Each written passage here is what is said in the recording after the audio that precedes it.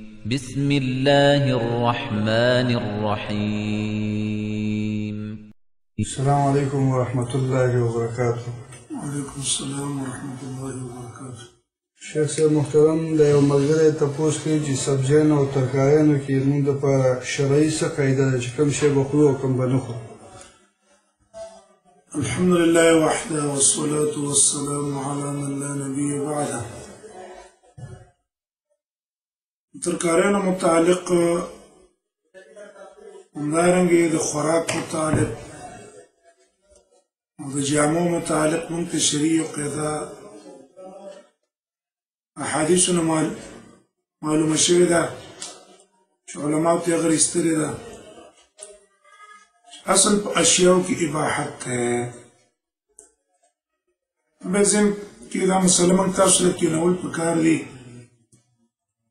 چې یو باب د عباداتو دی. په عباداتو کې اصل توقف دی. توقف معنا د نبي صلی الله علیه وسلم نقل هغه شی به شرعاً عبادت وي چې د نبي صلی الله علیه وسلم نه نقل وي. او که کوم عمل د نبي صلی الله علیه وسلم نه نقل نو په عبادت کې که هغې ته موږ عبادت پرې او بیا به هغې ته بدعت وایي. اصل په عباداتو کې توقف دی. نقل به د نبي صلی الله علیه وسلم نه موږ ګورو. که نبي صلی الله علیه عبادت کړی و موږ به یې کوو. که نبي صلی الله علیه وسلم ته ترغیب ورکړی و موږ به یې کوو.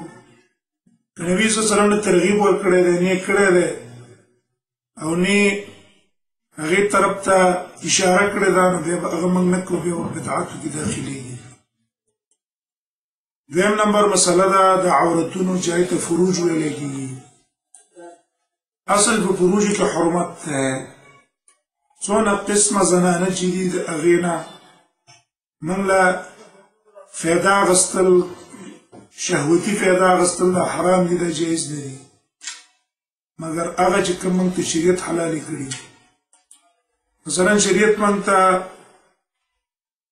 نکاح نه پس د خپلې ښځې سره سړی نکاح وتړي د هغې نه فایده اخیستل موږ له جایز کړي دي په خپله طریقه باندې چې شریعت هغه موږ ته بیانه کړې. په حالت د حیض کې به سړی ورسره نزدېکت نه کوي، شا کیسه کې به راتل نه کوي. د هغې نه فایده یې زموږ دپاره جایز کړې ده. په څلورو ښځو پورې نکاح شریعت کې جایز ده. دویم هغه انځه ده. کافرانو یې ښځې ونیولې نو هغه انځې نه فایده اخیستل جایز دي. بیا پای کې تعداد شرعاً نشته. د دې نه بغیر ټولو قسمو زنانو نه شهواني فایده اخیستل دا حرام دي، مګر هغه چې موږ دپاره شریعت جایز کړي. دریمه مسله د ماکولاتو ده، مشروباتو ده، خوراک، څښاک، لباس، جامې. په دې کې درې قوله د علماو دي. یو قول دا دی چې دا منع ده، هغه شی به موږ استعمالو چې شریعت موږ ته جایز کړي. دویم قول هغه د توقف دی، نه به شي ته حلال وایو نه به ورته حرام وایو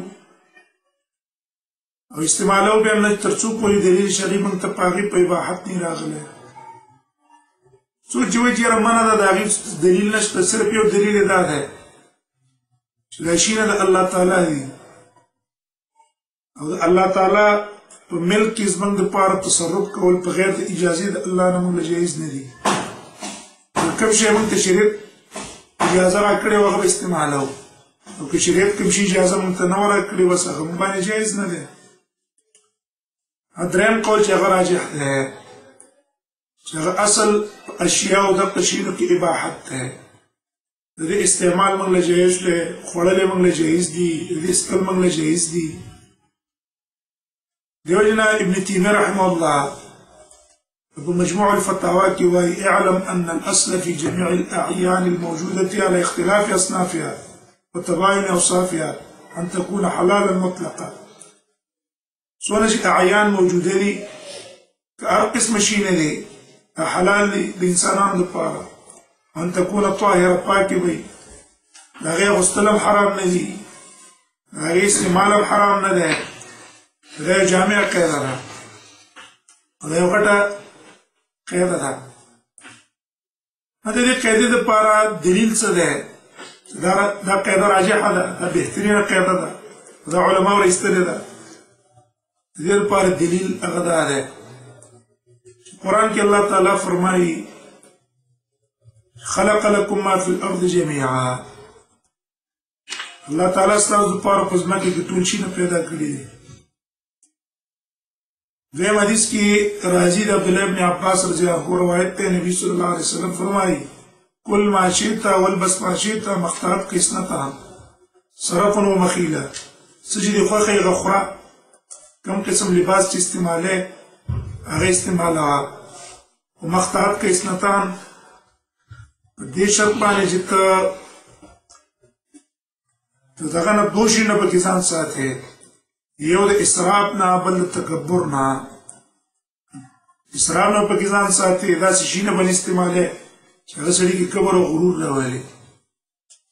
بیا که کوم لباس نه شریعت منع کړی وه هغه سړی نه منع هغه نه استعماله نو اصل اباحت دی. لیکن علما وایي چې د دې سره دوه خبرې به په ذهن کې کښېنی. یو خبر هغه دا ده چې دا کوم شیونه موږ استعمالوو په دې کې به ضرر او نقصان به نه وي. که چېرته ضرر او نقصان پکې وو نو بیا د هغې استعمال موږ ستاسو دپاره جایز نه دی. ولې قرآن کې الله تعالی موږ ته وایي ولا تلقوا بیدیکم الی التهلکه خپل ځان په هلاکت ته مه غورځوئ. کوم شي کې چې نقصان وي د هغې استعمال به سړی نه کوي. دارنګه قرآن کې دي ولا تقتلوا انفسکم ان الله کان بکم رحیما. ځان مه وژنئ الله په تاسو رحم کوونکی دی. د ابي سعید الخدري رضی الله عنه روایت ته نبی صلی الله علیه وسلم فرمایلی دي لا ضرر ولا ضرار په اسلام. ضرر ورکول په اسلام کې شته دی نه. امام حاکم روایت نقل کړی صحیح حدیث دی. یو شرط به پکې دی چې هغه به سبب د ضرر نه وي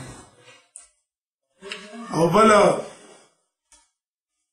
چې دغه شي نه به داسې نه چې هغه د شرع نه خلاف وي.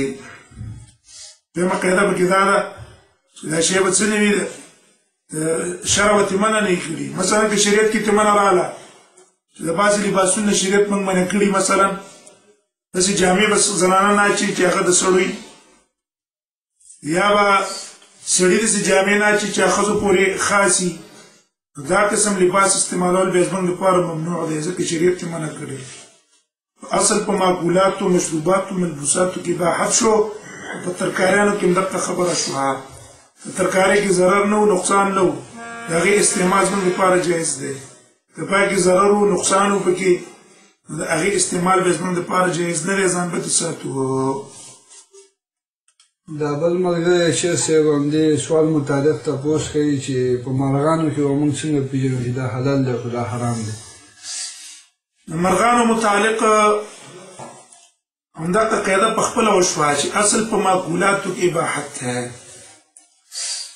هر مارغه خوړل زموږ دپاره شرعاً جایز دي مګر هغه مارغه باندې استعمالو چې شریعت کې موږ منع کړي. کل ذي مخلب من الطیر هر هغه مارغه چې پنجاوري مخلب پنجو باندې ماتول کوي او الوزي نو دې استعمال موږ ته شریعت منع کړي. او چې ذي مخلب من الطیر نو پنجاور نو د هغې استعمال بیا زموږ دپاره جایز دی. دقسې په حیواناتو کې زموږ دپاره هر حیوان استعمالول جایز دي مګر هغه حیوان باندې استعمالو چې شریعت د هغې نه منع کړي لکه کل ذي ناب من السباع هر درنده چې داړهوري په داړه باندې ماتول کوي د هغې استعمال هغې شریعت ته منع کړی دی چې دا باندې استعمالوي. د هغې قاعدې ته لاندې چې کوم حیوان راتلو او کوم مارغه راتلو هغه باندې استعمالو او چې د دې قاعدې لاندې نه راتلو د اصل قاعدې په بنا باندې د هغې خوړل موږ له جایز دي. اصل په اشیاو